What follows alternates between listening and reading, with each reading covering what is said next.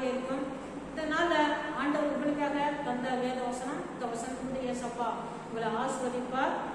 யோசுவா 1:9, நான் உனக்கு கட்டளையிடவில்லையா, பலம் கொண்டு திடமனதா இரு, தேயாதே, கலங்காதே, நீ போகும் இடமெல்லாம் உன் தேவனாய் கர்த்தர் உன்னோட இருக்கிறார் என்றார்.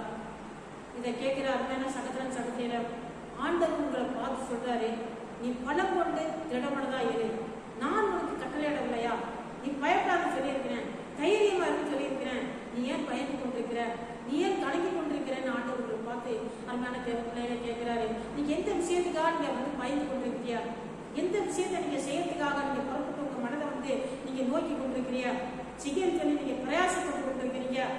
நீங்க இந்த வருஷத்துல நீங்க எடுக்க போற முயற்சி என்ன, எந்த வேலை விஷயமா நீங்க முயற்சி எடுக்கிறீங்களா, அல்லது திருமண விஷயமா நீங்க முயற்சியை எடுத்துக்கொண்டிருக்கிறீங்களா, இல்லது ஏதாவது ஒரு காரியத்தை நீங்க செய்யன்னு சொல்லி எடுக்கிற முயற்சிகளை யோசித்து நீங்க இது ஆண்டவர் உங்களோட சொல்றாரு, நீ பலம் கொண்டு திடமனதாயிரு, நீ கலங்காத, நீ தைரியமா செய்ய, நான் உன்னோட இருக்கிறேங்கிறார் ஆண்டவர். உங்களோட இந்த வருஷத்துல இருப்பாரு. நீங்க செய்ய போற அனைத்து விஷயங்களையும் ஆண்டவர் உங்களோட உங்களை நடத்துவாரு. அவர் உங்களோட தான் இருக்கிறாங்க, ஆண்டவர் உங்களோட பேசுறாரு. ஆக தேவ பிள்ளைகளை இதை கேட்கிற அருமையான சகோதர சகோதரில நீங்க கலங்காத பிள்ளை, நீங்க தைரியம் வருங்க, ஆண்டவர் உங்களை கொண்டு பெரிய காரியங்களை செய்வாரு. இந்த வருஷத்துல அவர் உங்களோட இருப்பாரு. நான் உங்களுக்கான ஜெபிக்கிறேன். வருஷம் நடந்தாவே உங்க ஸ்தோத்திரம், நன்றி தகப்பனே.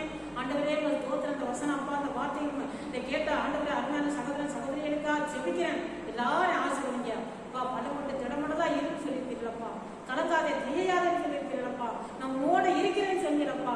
அந்த வார்த்தை முந்தைய ஆண்டவர்களோட பிள்ளைகளோட இருந்து நீ கேட்கிற ஒவ்வொருத்தரோட இருந்து இந்த வருஷத்துல அவர்கள் எடுக்கிற அனைத்து முயற்சிகளையும் செய்ய போற ஒவ்வொரு விஷயத்திலையும் நீங்க கூட வழி நடத்துங்க ஆண்டவரே. உங்க ஸ்தோத்திரம், நன்றி அப்பா. ஆண்டவரே உங்க ஸ்தோத்திரம், இந்த நாள் கூட அப்பா உங்க ஸ்தோத்திரம், பிறந்த நாளை ஆண்டவரை சந்திக்கிறவர்களுக்காக ஜெபிக்கிறேன், திருமண நாளை சந்திக்கிறவர்களுக்காக ஜெபிக்கிறேன். எந்தெந்த விஷயத்துக்காக நாள் ஆண்டவர் அப்பா உங்க ஸ்தோத்திரம் முயற்சி இறங்குறார்களோ அனைத்து காரியங்களுக்காக ஜெபிக்கிறப்பா. இந்த பிள்ளைகளோட ஆசீர்வதிக்க வழி நடத்துங்க ஆண்டவரே. நீங்க ஆண்டவரை அவங்களோட கூட இருந்து இந்த வருஷம் முழுவதும் இந்த நாள் முழுவதும் வழி நடத்துங்க. ஏசு கிறிஸ்து நம்ம ஜெபிக்கிறோம், வருஷத்துக்கு நடக்குதாவே. ஆமென்.